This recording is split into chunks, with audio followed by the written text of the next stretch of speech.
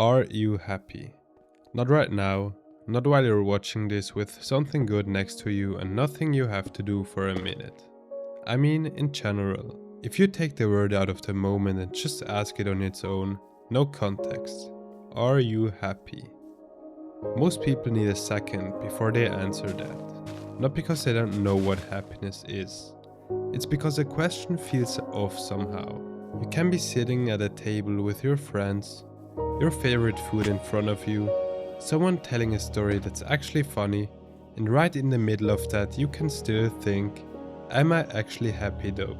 And the second you think that, you're watching yourself be happy instead of just being it. Happiness isn't something you can check without stepping outside of it. So let's ask it differently. Not are you happy, more like, is there something still coming? I had a goal once that I worked toward for almost a year. Doesn't matter what it was, everyone's got their own version.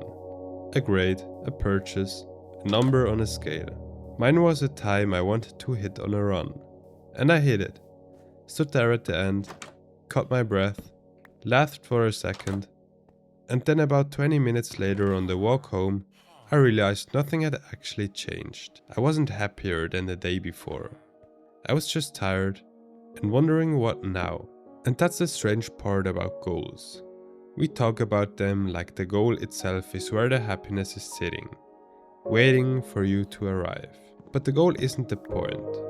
The point is whether there's something after it that you're looking forward to.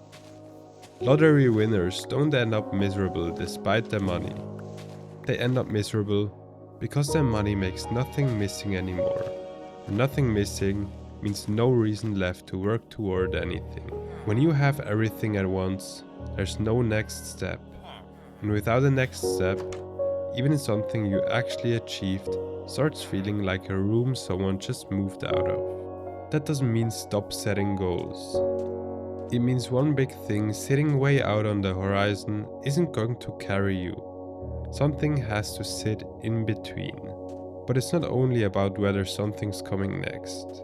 It's also about whether what you're putting in actually matches what you're getting back. For example, last year I spent 3 weeks working on something I thought would actually go somewhere.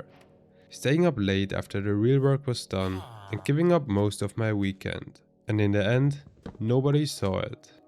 No reaction, no result, nothing that even proved those 3 weeks happened. That felt worse than if I'd done nothing at all for these 3 weeks. Because when you do nothing, no expectation gets broken. When you put in effort and get nothing back, it does. And I think that's where a lot of what people call being unhappy actually comes from, even when it doesn't look like unhappiness from the outside. But somewhere in the background, there's a running tally of how much you're putting in versus how little you're getting back.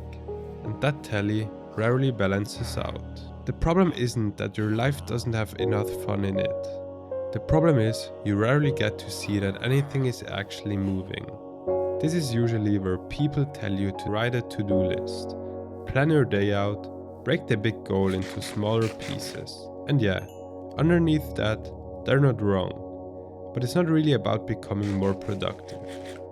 It's about giving yourself more proof, more often, that something is going somewhere. That can be small, a chapter instead of a whole book, one phone call instead of the whole problem, a stretch of road, not the entire distance. The difference between a day that feels good and a day that feels empty usually isn't how much happened. It's whether you had one thing by the end of it that you could actually point to and say, that was today.